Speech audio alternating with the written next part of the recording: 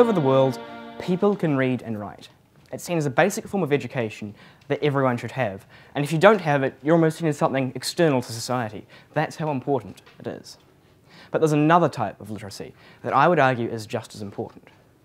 In fact, but the problem is, more people are illiterate in the subject than there are who are literate. I am, of course, talking about the literacy of science.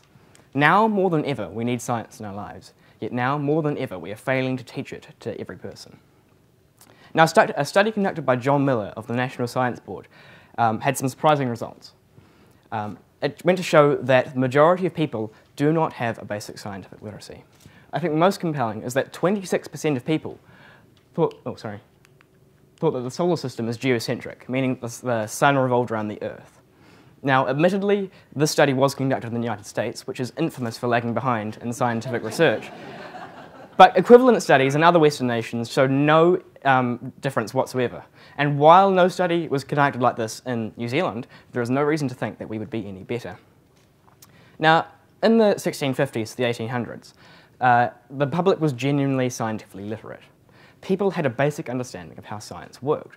Wealthy aristocrats would give large sums of money to scientific research, and people were genuinely interested. People would throw parties where they would show off their X-ray machines. Even people who weren't scientists themselves. Everyone had an understanding of what was happening in science at the moment. It's no surprise that during that time, some of the greatest breakthroughs of all time came out. I've just put a few up just from the 1800s, and I can assure you I'm just scratching the surface. And it wasn't just scientific breakthroughs, it was agricultural breakthroughs, which meant that more people could live healthily on the earth than ever before. And social breakthroughs, like the Industrial Revolution, which changed the way we saw living forever. It's no surprise that this time period was called the Age of Enlightenment. In fact, all through history, we can see a correlation with scientific literacy and the prosperity of a nation. But recently, the public's love for science has dwindled, to such a degree that fewer people have a basic understanding of scientific literacy than before. Although more is known about in the scientific world, that knowledge is concentrated in the hands of the few. Now, this is important because we all partake in the democratic process. We all have a vote and we all contribute to how the country works. But when we're scientifically literate, we're not necessarily making the best decisions for our country. This means that our governments aren't necessarily making the most objective decisions for the country. The classic example is global warming. We are in a crisis. If we do not do something to change the way that we live, we will see floods and we will see droughts and we'll see weather like we've never seen before that could threaten our very existence. But governments aren't making a change to the degree that they need to, and it's because the population isn't backing them. Because people do not have scientific literacy, they don't understand how dire the consequences of global warming can be, and as a result, we're not making a change. For another example, we need to look no further than the group of parents who do not vaccinate their children because they believe it causes autism. Again, this belief is incorrect. Hundreds of studies have shown there to be no causal link whatsoever between vaccinations and autism. One highly publicised, poorly researched and thoroughly discredited study by Andrew Wakefield has yet to be erased from the public's mind. Because people are not being vaccinated, they are catching diseases that which are preventable but are painful and traumatic. Diseases like measles, mumps, rubella, polio. These are incredibly traumatic diseases, and people are still catching them because they're not vaccinated. Thousands of people have died because of this, and thousands more will continue to die until we make everyone vaccinated. It seems so foolish that we've missed out on the greatest medical breakthrough, possibly of all time, simply because we do not have enough scientific education. Now, for another example, you may remember recently a woman in the news called Sally Roberts. She didn't want to give her son Neon radiotherapy for his cancerous brain tumour. Now, doctors warned if he didn't have radiotherapy, he would die within 3 months. That was a given. Now, I can sympathise with Sally here, because radiotherapy is a very scary process. It's risky, and there are risks, I'm not denying that, and people do die when they go through radiotherapy. But surely some chance of life is better than no chance at all. Now, Neon Roberts would be dead if it wasn't for his father stepping in and making sure he had radiotherapy. Thankfully, Neon is alive today, because his father stepped in. It was a direct result of his father's scientific literacy, knowing that that was the best option for his son, that he is alive.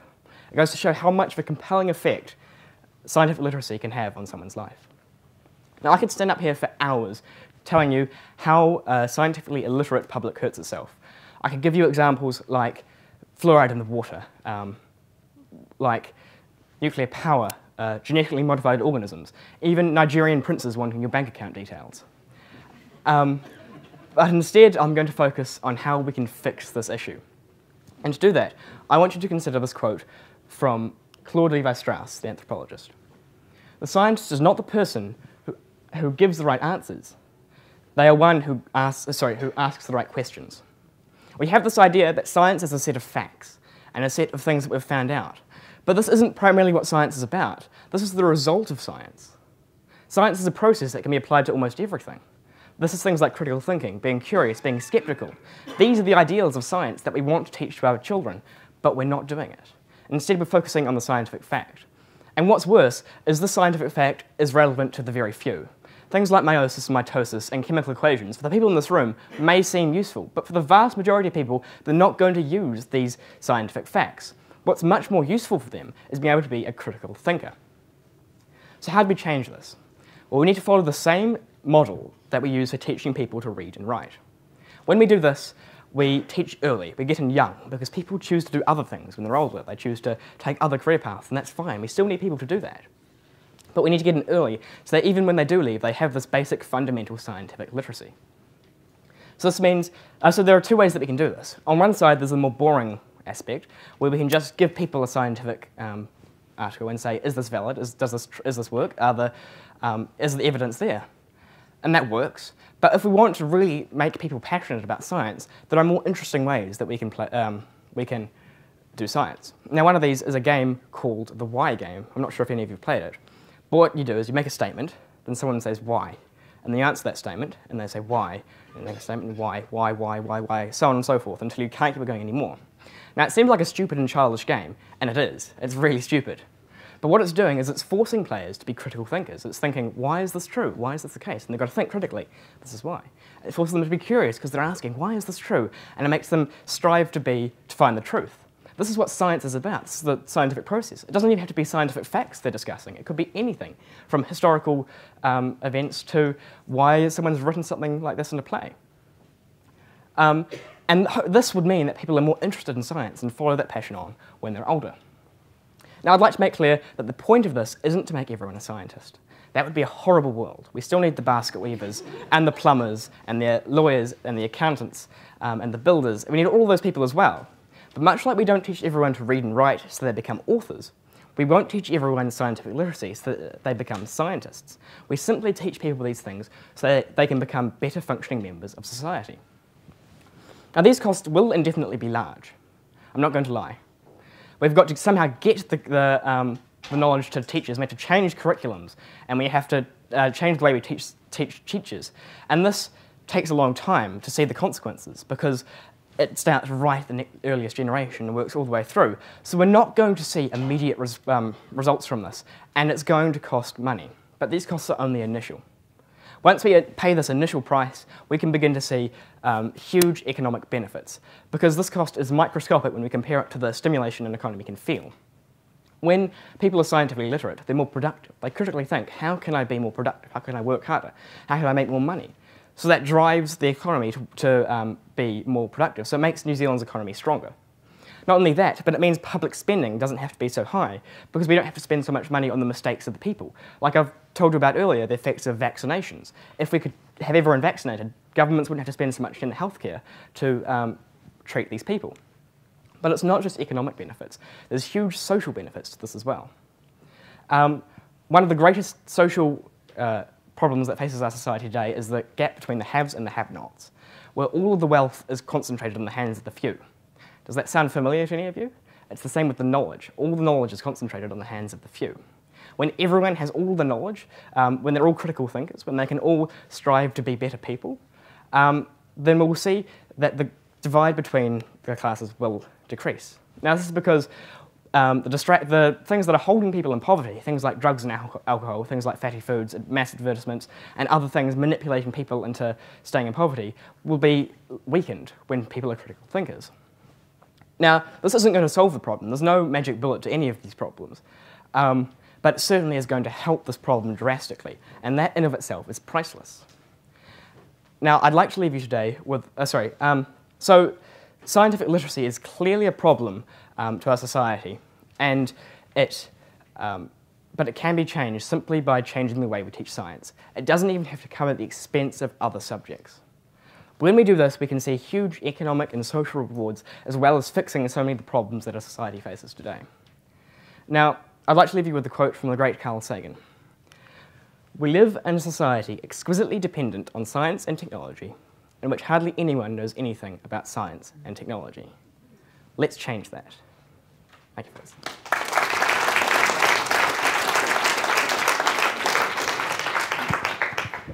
Cheers, Grant. How were you taught science to enable you to get out of the illiteracy swamp?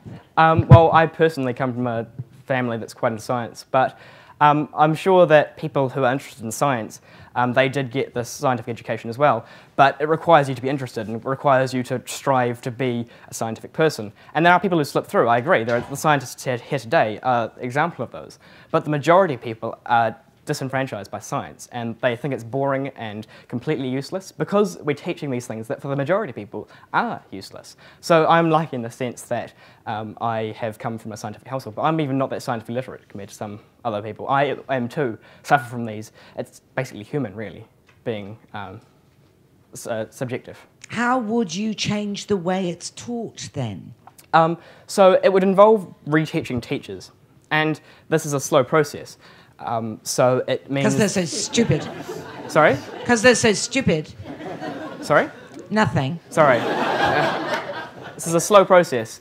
So, the teachers will begin to learn the ways to teach science in a better way for keeping people interested in science and learning learning the scientific method rather than the scientific facts.